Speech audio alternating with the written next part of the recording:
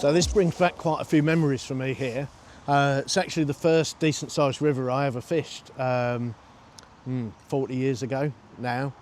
We used to have a lot of club matches down here and used to pleasure fish quite a lot as well. It's an interesting river. It's sort of just 50-60 miles long, starts in Redgrave Fen, which is a great fishery in its own right. It's a syndicate carp lake now, and winds its way through Dis, Harleston, Bungay, and then it turns into a tidal river. Once it gets to Geldeston, well, the tide can almost get up to Ellingham, the next lock above, but strictly speaking, Geldeston, and then it becomes tidal onto the bit that we are here. So we're at Beccles today. You can see the main bypass behind us that goes from Norwich to Great Yarmouth, and the river actually forms the border between Norfolk and Suffolk. So we're actually on the Suffolk bank today, the far bank's Norfolk. It's a very interesting river. So upstream there's lots of roach fishing, there's lots of chub fishing, especially around sort of Bungay and that area. Quite a few dace as well, and then the river changes character completely once it goes below the locks into the tidal stretch. Becomes a great skimmer and bream venue. It'll be a lovely day today for fishing a feeder. It's got a lot of colour in it today. Be a nice day for fishing a feeder, but I thought because you've seen a lot of me feeder fishing over the last couple of years, I thought we'd fish the pole today. So we've taken a very bold approach, brought in a lot of ground bait, and we're going to try and fish different floats over the top for different presentation. Maybe try and start off catching a few roach that have come to the initial disturbance, maybe a few perch, and then try and slow the bait down to try and catch a skimmer or two once they've found the bait. So be interesting today to see how it goes. But it's a great river for all sorts of methods. Because you elevated off the water quite a bit, most people just fish a whip on here. They can fish to hand. Your rig automatically swings out because you're high off the water. Whether you fish 5, 6, 7 metres, you can still get a nice run through. So that's a great way of fishing, and you can even catch some nice skimmers and whatever doing that. When the river's in its normal state, you can fish a big top and bottom float down the middle. You can even fish a waggler on a hard day as well. So it really is a great river to do whatever sort of fishing you want. Not to mention like the pike fishing and lure fishing, what they have around here as well. So the actual stretch what we're on today hosts a lot of matches. There's a match here through the winter most Tuesdays and Thursdays. Sort of a lot of the older generation fish that, which is really nice to see. They can get down here, fish on the pole bank, although it's a bit muddy at the minute. There's still relatively easy access with decent paths, decent parking. And there's a boat cut just upstream of us as well, where the water's completely still. That holds a lot of fish, a lot of perch, skimmers, small roach and whatever. So it's a great place to come and brush up on all manner of techniques. So without further ado, hopefully we'll get off to a good start. We've just bored in, so I'm going to take my biggest rig, drop it in and try and get a feel for what's happening. The tide's going out at the minute, so you've had a lot of rain upstream of here, so we've got the rainwater pushing through with the tide, so it's making it go through artificially fast. When it turns, I think it'll be very, very slow because you've still got the rainwater coming down fighting against the tide coming up. But while they're both working in the same direction, it's going through very fast. But hopefully that'll let me show you a few methods on the float, ways of slowing the bait down and ways of getting different techniques and presentations that will help you in your fishing. Especially if you're not blessed with a multitude of top kits. I'll try and show you through a few things that you can do with just one rig to get different presentations to make your bait slower without having to set things up like a flat float and various things like that. So we'll get started, see how we get on, try and get a few bites, and then we'll feel our way into the swim. Right, so we're going to go for a positive approach today. The river's holding quite a bit of colour, so we're going to ball in quite a bit of bait at the start. Loose feeding's out at the minute. We've had quite a bit of rain over the last few days, so you've got the tide running out, plus all the rainwater pushing the river through, so it's going to be quite quick. So I think loose feeding's out, so we're going to get a nice bed of bait in at the start, and then probably top up with rich balls, and then if the tide turns before we finish, then we can start thinking about loose feeding and fishing lighter rigs and things like that. But for the initial feed, I've got sweet skimmer and deep water with a little bit of black lake for a bit of activity, and some crushed hemp with boiling water on it. That's my main mix. So if it was all roach, I'd probably just go for deep water on its own, maybe with a little bit of black lake. But because there's a chance of a skimmer or a bream today, we've put quite a bit of sweet skimmer in, which suits this sort of fishing. It's got quite a bit of biscuit in, so you can make quite a tacky mix out of it. But the secret ingredient is a bucket full of dirt. So just simply molehill soil. I've just slightly dampened it up so you could make a ball out of it. So it's not going to affect the consistency of the ground bait when I do it. So I'm going to, I've separated a little bit of this in case I have to fish a feeder. So I'll put that off to one side, and then the dirt is going to go in with my pole mix. I've got about 3 pints of molehill soil there. I'm just going to simply mix that in with my main mix, and what that's going to provide is I'm not worried then about the bait going downstream or where I'm balling in or anything like that. I know the weight of that soil is going to get the mix exactly where I want it, so I can ball in one place exactly where I want the float to have perfect presentation, so I can run onto the bait and off the bait. I'm not worried about where it's landing on the bottom. Also, I can feed a little bit more bait in it, and it's going to take the fish longer to root through it and sort of clear out the bait, and hopefully last a lot longer in the peg. So I haven't got to top up quite as much, because as with any fishing, the more you top up, the more you run the risk of ruining the peg. So some venues respond to it, some venues don't. So the more you can get in at the start on a lot of these venues, the better. So I'm just going to pass this through the riddle a couple of times just to make sure that's blended, and I'll come back to you when I get ready to ball the mix in and add the bait to it.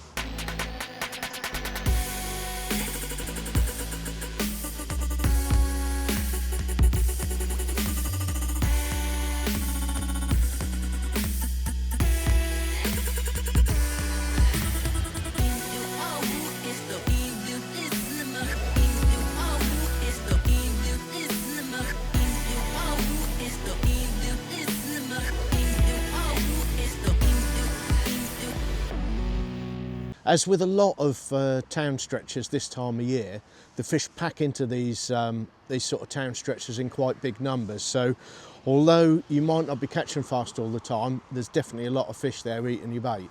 So like I say, I've separated 10 big handfuls ready for the ball-in mix.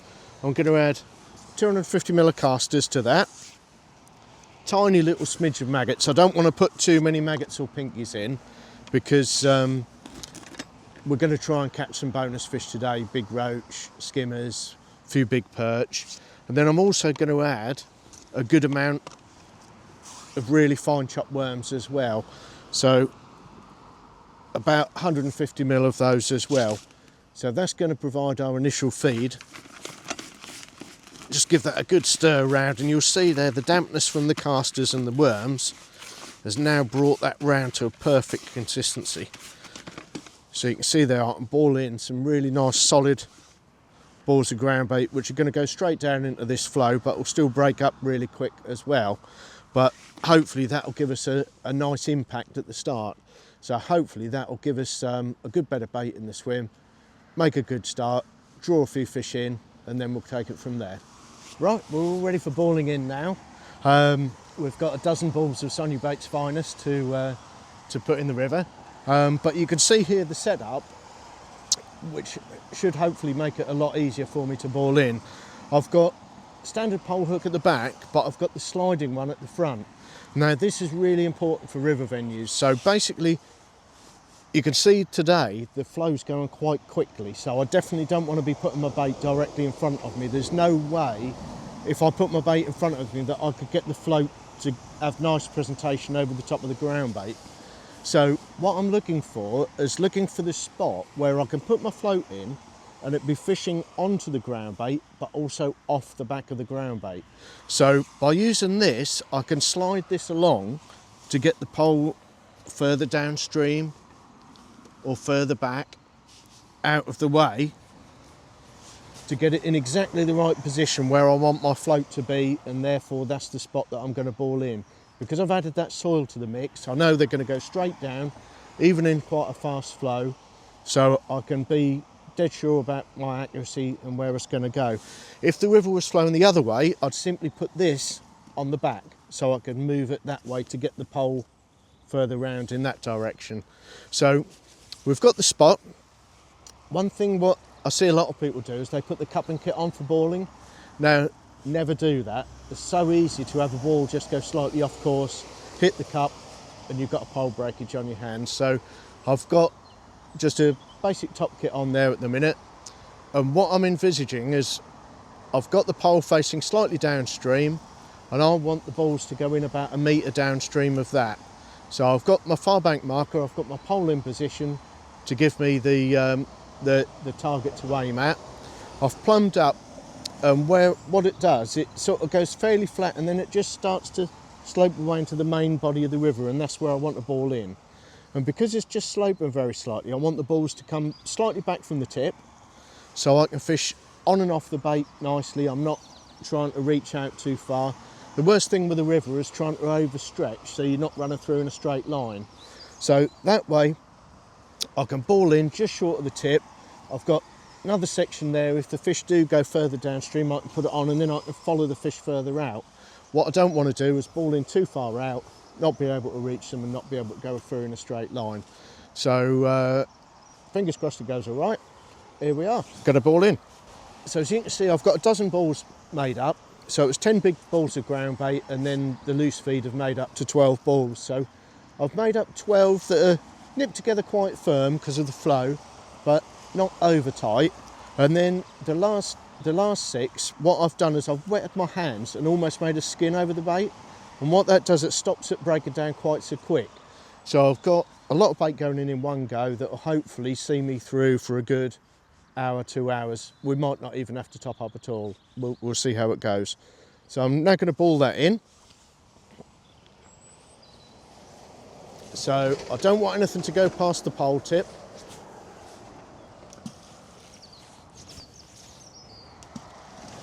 So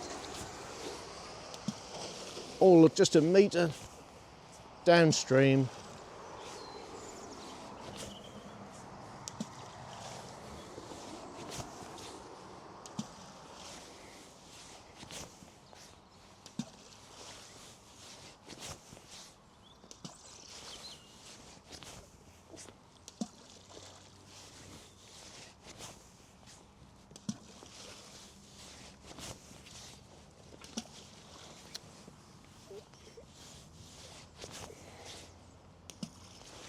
There we go.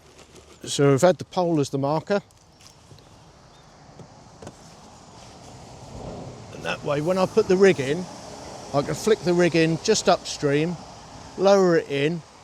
I'm fishing onto the bait, but I can also extend the pole to run it off the back of the bait as well, which I find is really, really important. So I'm going to give that a go.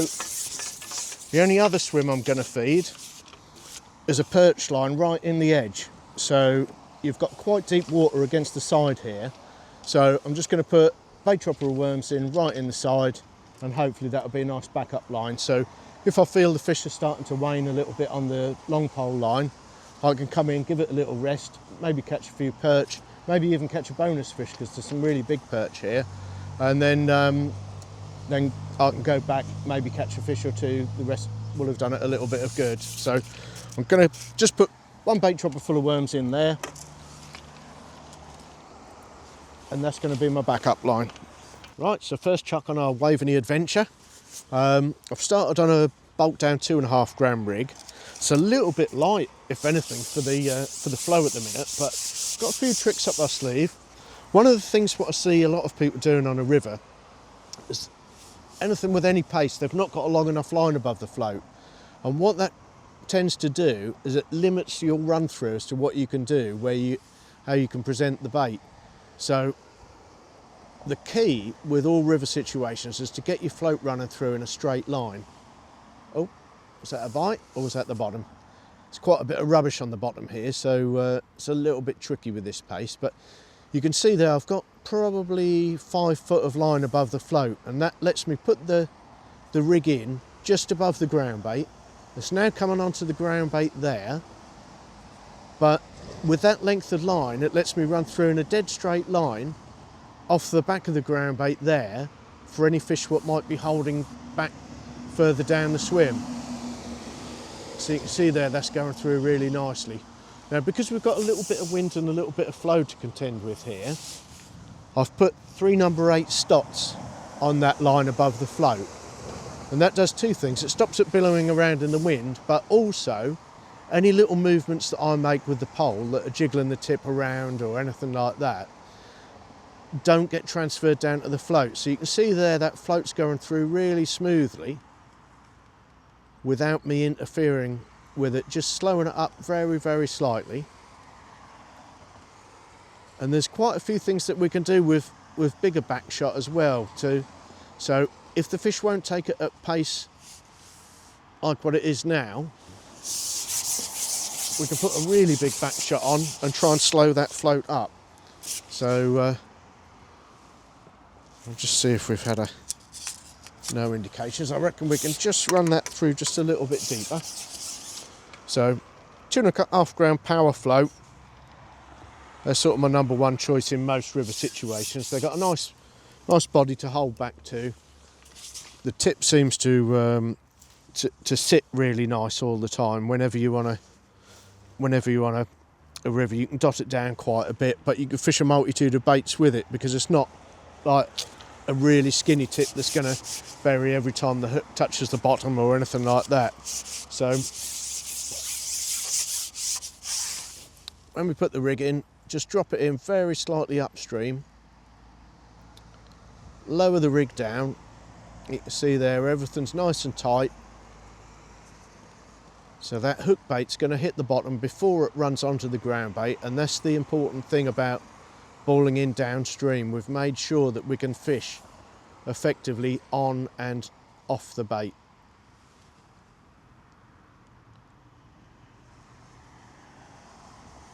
It might just take us a few run throughs just to get that rig spot on and work out what sort of presentation the fish want today. Let's just catch the bottom there. See there, a bit of debris on the bottom. If the fishing's a little bit tougher, we might end up cupping in little rich balls of ground bait right on the spot. They've still got the soil in the top up mix, so we can be quite accurate with it. We're not worried about the ground bait drifting down when we cup in. But hopefully that nice bed of bait over a reasonable area rather than cupping it in on a 6pence will give us a good chance of catching fish for quite a long period of time. So each time I'm just straightening that rig up just above the feed, getting it all nice, ready to run onto the feed. Just holding onto it a little bit. There's quite a bit of debris on the bottom, so I'm just easing that through at the minute.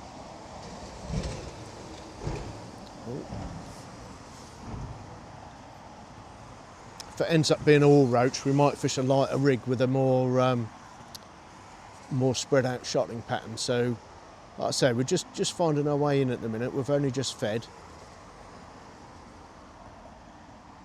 So there we go. That's where the ground bait went in.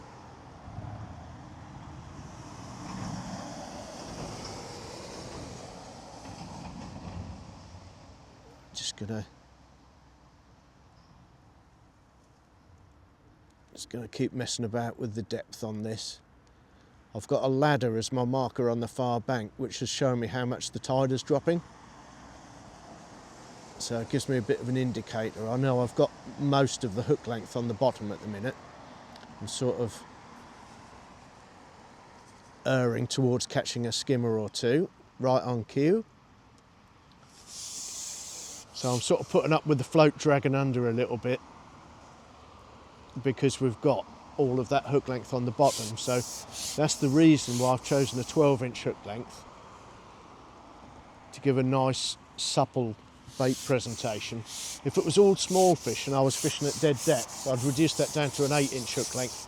If I was fishing more shallow venues, like on the fen drains, that would be a 6-inch, even a 4-inch if I was catching a lot of fish.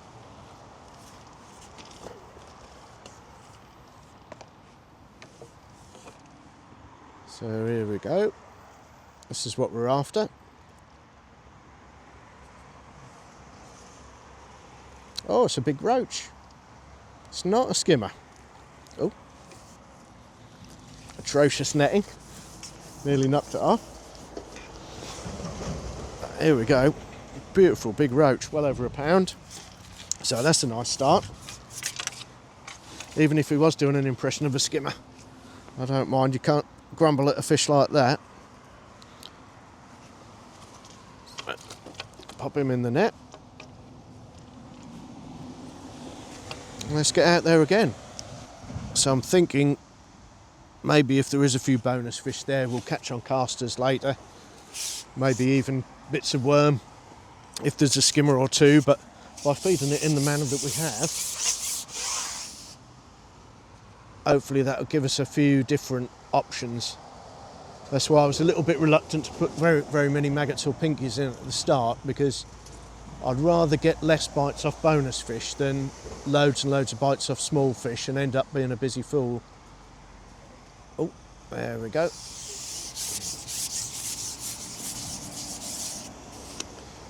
Just ran it onto the bait, just as it reached the bait, straight under, and another roach.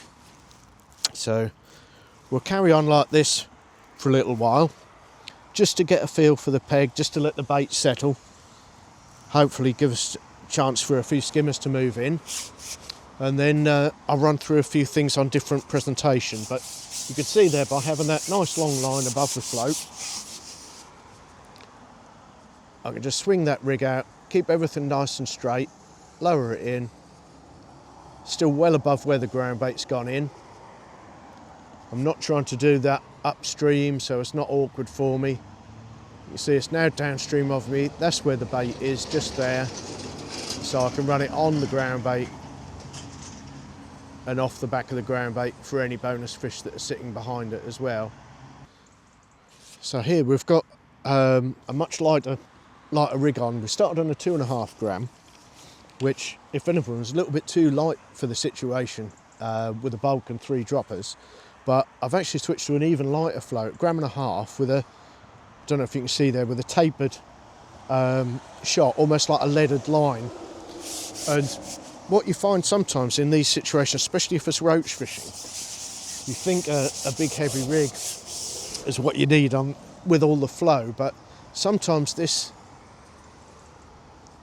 rig with this quite an aggressive string of shot, but still lighter than what a bulk rig would be, is the way to go. So it's almost mimicking the presentation what you get with a stick float, you know, like a more spread out shotting pattern. You can almost fish a little bit deeper at an angle as opposed to the straight up and down presentation that an Olivet would get you.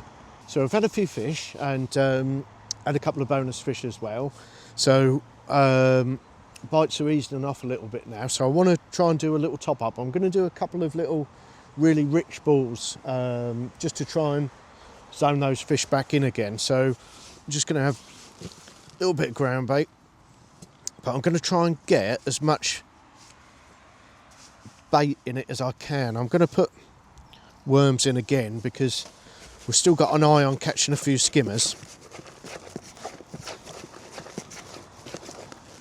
So really rich worm and castery mix, and I'm just going to add enough ground bait to that just so as I can make 2 tight balls of ground bait.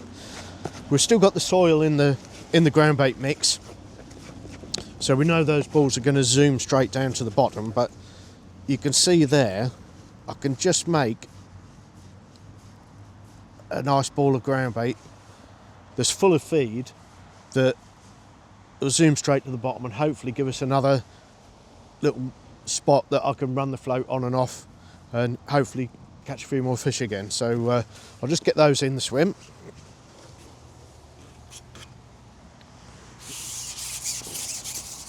Going to be careful to do this again slightly downstream, exactly where my float's going to get presentation, and that's the reason why the soil is so important in the mix. I don't want to be sort of cupping in upstream and guessing where it's going to land. I want it to be bumped straight to the bottom, exactly where I know my float's going to have perfect presentation.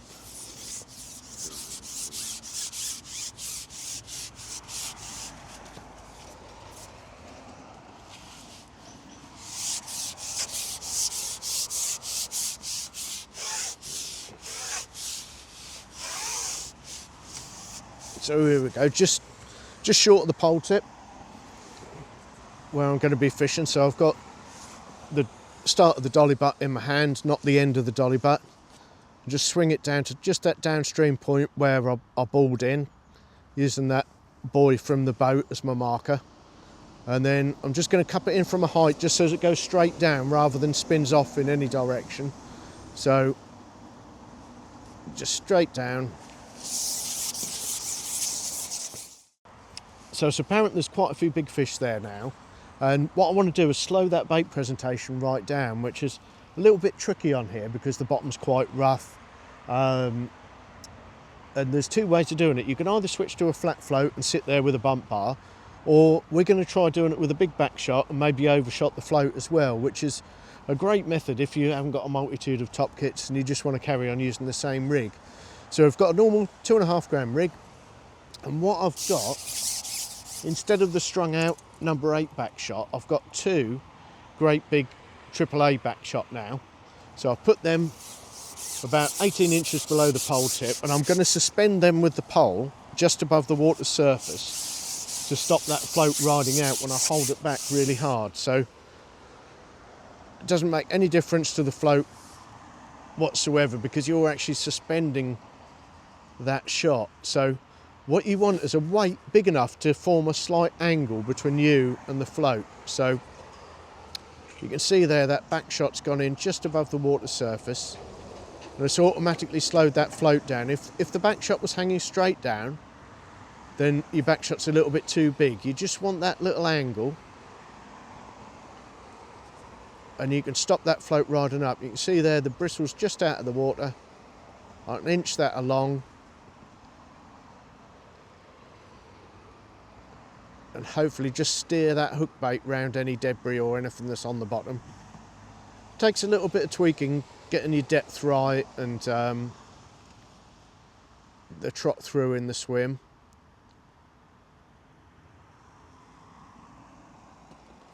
But it just gives you a little bit more scope than what a flat float would, where you're sort of hanging on to it dead still. So again, just put the rig in as normal, and just tighten everything up.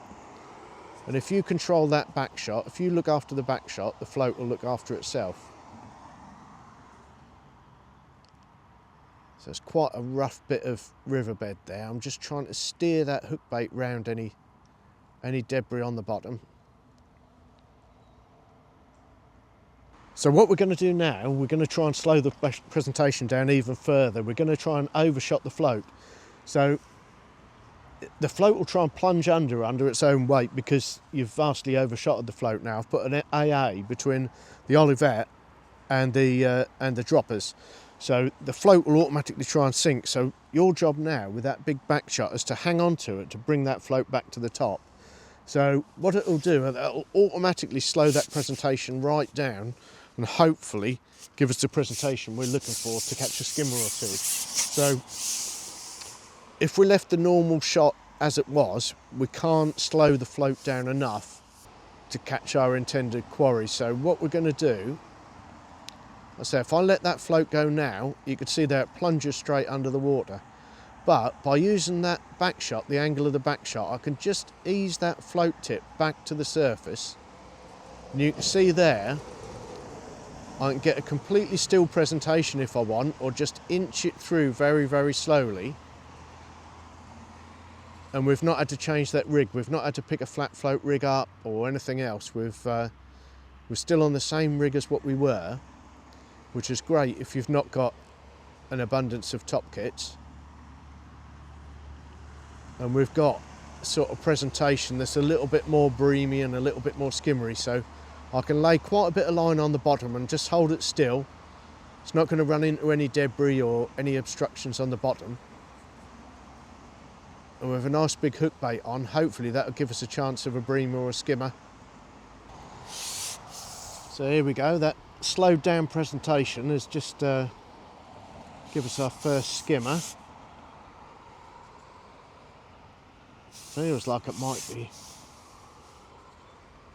foul licked, but so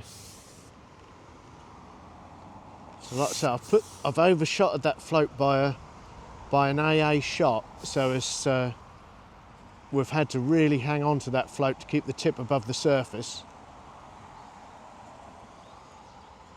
And then got the 2 AA shot as a back shot as well, so it's slowed that presentation right down.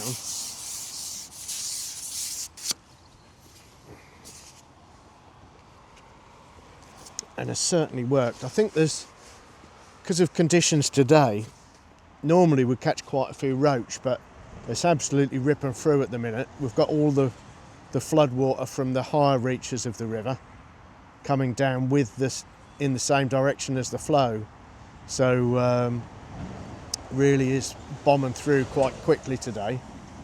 So conditions have been quite tricky to say the least, but so I think it's more a case of just a few big fish like this rather than roach with the odd skimmer mixed in. But lovely fish though, so can't grumble with any of those on the pole.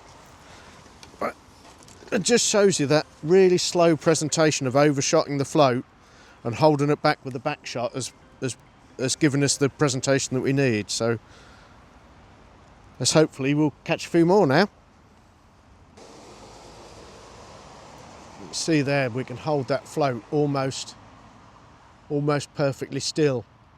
If it was flowing even faster, you can overshot the float more, you can have a bigger back shot, but you just get that sort of balance right, and you're almost sort of achieving the same presentation as what you would with a flat float, just with a conventional round float. But it also gives you the option, especially on places like this that are tidal and the tide's changing all the time, you can take those shots off, run it through as normal.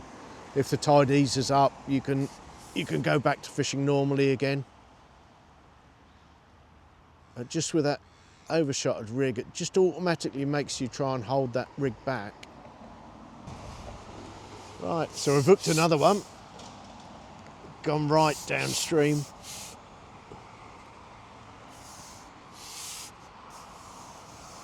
It's proven to be quite a tricky day with all this flood water coming through.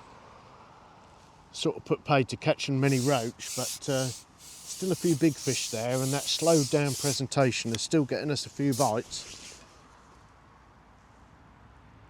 And the last one we had on the overshotted rig, where we're literally holding onto it and dragging that tip back to the surface to slow it down. And this one we've taken the extra shot off, but we've left the back shot on, so we're just creeping it through very slowly, just tripping it through. Seems to be a little bit of a snag just downstream of our bait, and the fish seem to be holding just the other side of that. So just slow it right down over the bait, over the snag and whatever, and just inch it through past there, and the last 2 or 3 bites have come exactly in that spot.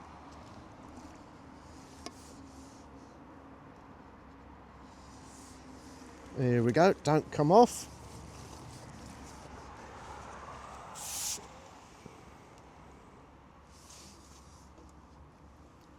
Really are going well in this extra flow. I've got number 6 elastic in the tip of the pole, and we sort of need that with a relatively small hook, but I really could do with a number 8 elastic in with the flow. But here we go, another old Wiver Waveney Warrior, probably 3 pounds I should think. Lovely on the pole.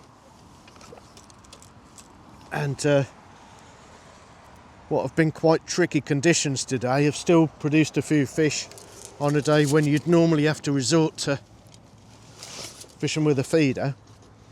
Just by using that overshotted rig and slowing that bait down enough to get perfect presentation, we've caught a few fish. What's been interesting today is we've had quite a few of them after cupping in another rich ball. So it seems to be that they want something to come to the top of the swim for, and just creep that bait over the top has produced a few fish today. But it's been interesting, there's been no roach fed. I mean, this stretch is absolutely stuffed full of roach, and I think just the extra colour and all of that floodwater coming through has just knocked them on the head today. But it really is a great stretch for roach fishing normally, and if you come down here with normal colour, it's literally a roach cast of all different sizes. We had that great big one at the start of the session today, but the smaller roach have been few and far between. There was a few came to that initial ball in that we did this morning, but there's not many there at all now. But you can't complain when there's a load of bream in their place, so there we go. Been very good.